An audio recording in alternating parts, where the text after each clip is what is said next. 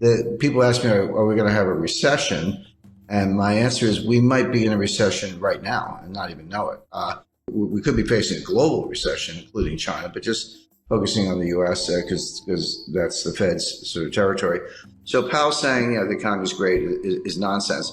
What he said, by the end of the year, we could be looking at 4.2% unemployment, 3.5 to 4% interest rates, and, kind of 2.7% inflation.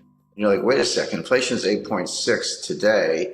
How do you get to, 2.7, number one? And then what about rising unemployment and higher interest rates? How do you reconcile those things? He said all three of those things. But what state of the world could make those things come true? There's only one, which is a recession. A recession would do it. A recession will raise unemployment. Higher interest rates will cause the recession. And the recession will cause inflation to go down. So in effect, Powell is saying we're going to have a recession. Inflation, prices go up, so we understand that. Or maybe put differently, the value of your money goes down. You don't get as much for your money, same thing. But inflation, broadly speaking, has two causes. One is called, not to get too technical, but it's called cost push. This comes from the supply side. So there's a shortage of oil. And we've got a financial and economic war going on between Russia and the United States. The U.S. really started, but U.S., EU, Canada, Australia, Japan versus Russia. That's obviously disrupting supply chain, cutting down energy supply, causing the price of oil to go up, et cetera. So that's coming from the supply side. And you're exactly right. The Fed can't drill for oil. The Fed can't plant wheat. The Fed can't make semiconductors. So they can't do anything about this. And the supply chains are breaking down. They were breaking down before the war in Ukraine, but Ukraine has made it worse. The other source of inflation is called demand pull. And this is when individuals, you, me, and all of our viewers and, everyday Canadians and Americans worry about inflation. We say, well, I'm just thinking about buying a refrigerator. Better buy it now before the price goes up, or the car, house, or whatever it might be. They're different, but they affect each other. When the cost push inflation from the supply side has enough effect, there's a tipping point or critical threshold in psychology. We say, maybe it is out of control. I better go buy some stuff. Then the velocity of money goes up, and then you get inflation. So the Fed can't do anything about cost push. They can't do anything about the price of oil, and you're right about that. But they're looking at the demand side, saying, hey, if this supply thing goes on long enough, eventually the psychology will change, and we'll get demand pull and behavioral, and that is really hard to change. So what they're trying to do, they know they can't change the supply side, but they're trying to squash the demand side before it gets out of control. Now, the question, of course, is can they do it? The answer is they can do it, but at what cost? So a general rule of thumb, this is really simple. You have to forget about nominal interest rates. Nominal interest rates are the rates you see on your screen, you hear about in the headlines and all that. Real interest rates are nominal interest rates minus inflation. Take the inflation out and see what's left. Well, right now, real interest rates are about 2%, actually 1.75% under the Fed's policy rate. Inflation's 8.6%. So, just round numbers, 1.5 minus 8.5, that makes the inflation rate -7. It's nowhere near. It's got to be +2. Real rates have to be +2 to squash inflation. Right now, they're -7. So that implies that the Fed has to raise interest rates to 10.5% to get to +2 real interest rates. That's never going to happen. They're never going to get there. They will destroy the economy long before they get there. So the Fed has no hope of squashing inflation from the demand side, as you described, by raising rates, unless inflation comes down for other reasons. So what they're going to do, they're going to keep raising rates, 2, 2.5, 3, 3.5, 4, hope that inflation comes down from 8 to maybe 3, although I think that's a stretch. You could get into positive real rate territory, but they're really far away from it. So I think, by the way, I described what they're trying to do.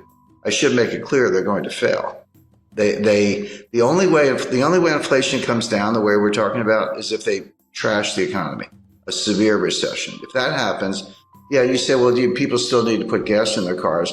Well, you're right, but not if they're unemployed, because they're not going to work.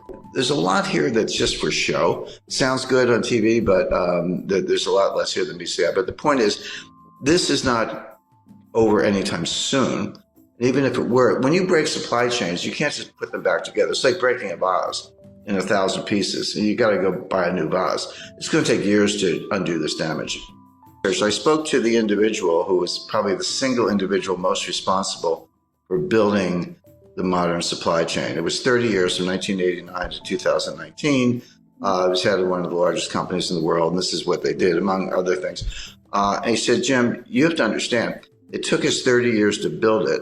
It took us 3 years to blow it up. It's not going to come back in a year. This is going to take 5, 10, 15 years to build a new one. So it's what I call supply chain 2.0.